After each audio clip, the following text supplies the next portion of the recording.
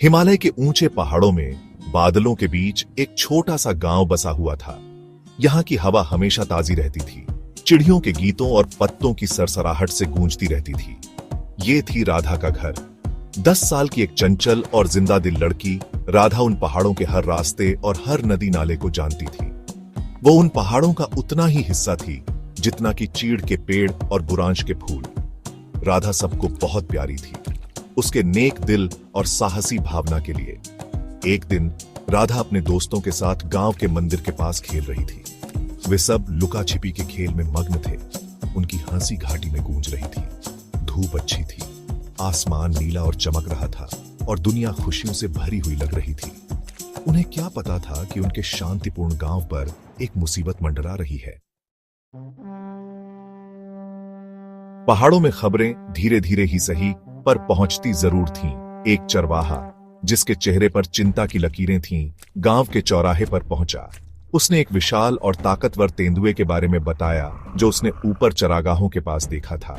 यह कोई मामूली तेंदुआ नहीं था, उसने दावा किया, बल्कि आदमखोर था। उसकी आंखें खतरनाक रोशनी से चमक रही थीं। गांव वालों को डर ने जकड़ लिया।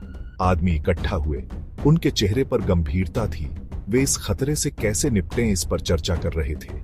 महिलाओं ने अपने बच्चों को कस के पकड़ लिया, उनकी सुरक्षा के लिए प्रार्थना कर रही थी। कभी शांत रहने वाला गांव अब बेचैनी और डर के माहौल में डूबा हुआ था। राधा ने बातचीत को भारी मन से सुना। वो भी गांव वालों की तरह डरी हुई थी, लेकिन उसे अपने अंदर एक दृढ़ संकल्प भी महसूस हो रहा था। वो जानती थी कि सिर्फ डर से कुछ हासिल नहीं होगा। तभी उसने एक खबर सुनी जिससे उसका दिल जोर से धड़कने लगा।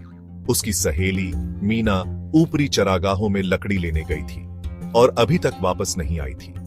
राधा पर चिंता की लहर दौड़ गई। मीना उसकी सबसे प्यारी सहेली थी और वो उसके साथ कुछ बुरा हो ये सोच भी नहीं सकती थी। राधा उन पहाड़ों को अपनी हथेली की तरह जानती थी। वो उनमें छिपे खतरों को भी जानती थी, लेकिन वो ये भी जानती थी कि उसे तुरंत कुछ करना होगा। बिना किसी को बताए राधा ने अपनी मजबूत लाठी उठाई और ऊपरी चरागाहों की ओर चल दी। उसका दिल जोरों से धड़क रहा था। डर और दृढ़ संकल्प का मिश्रण उसे आगे बढ़ा रहा था। रास्ता खतरनाक था, घने जंगलों और पथरीली चट्टानों के बीच से होकर गुजर रहा था, लेकिन राधा आगे बढ़ती रही। उसकी नजरें झाड़ियों में गड़ाए हुए थीं। उसके कान हर आहट को सुनने के लिए सतर्क थे। जैसे जैसे वो जंगल में गहराई में जाती गई, परछाइयां लंबी होती गई और हवा में चीड़ की सुइयों और गीली मिट्टी की गंध भर गई। सन्नाटा तोड़ने वाली बस झींगुरों की चिरचिराहट और कभी कभार किसी पंछी की आवाज होती थी। तभी उसने उसे सुना, एक धीमी गुर्राहट जिसने उसकी रीढ़ की हड्डी को कंपा दिया। राधा का दिल तेजी से धड़कने लगा क्योंकि वो सावधानी से आवाज की तरफ बढ़ी। एक बड़े पेड़ के पीछे से झांकते हुए उसने मीना को फंसा हुआ देखा। उसका पैर गिरी हुई शाखा के नीचे दबा हुआ था और उसके ऊपर खड़ा था। उसकी आंखें खतरनाक रूप से चमक रही थीं। वो तेंदुआ। राधा जानती थी कि उसे जल्दी से काम लेना होगा।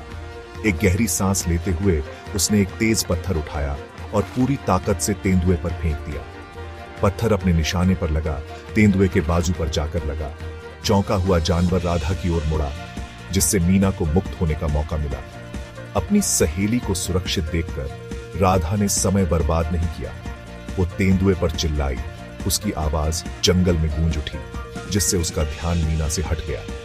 भ्रमित और विचलित होकर तेंदुआ अंततः मुड़ा और झाड़ियों में घुस गया। राधा दौड़कर मीना के पास गई और उसे उठाने में मदद की। साथ में वे गांव वापस आ गए। उनका दिल अभी भी मुठभेड़ से धड़क रहा था। राधा की बहादुरी की खबर जंगल की आग की तरह पूरे गांव में फैल गई।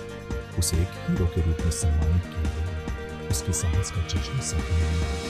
उस दिन से राधा पूरे पहाड़ों में पहाड़ की बेटी के रूप में जानी जाने लगी। उसका नाम बहादुरी और तेज सोच का पर्याय बन गया। उसने अपने डर का सामना किया था और अपनी सहेली को बचाया था। ये साबित करता है कि सच्ची बहादुरी शारीरिक ताकत में नहीं, बल्कि जो सही है उसके लिए खड़े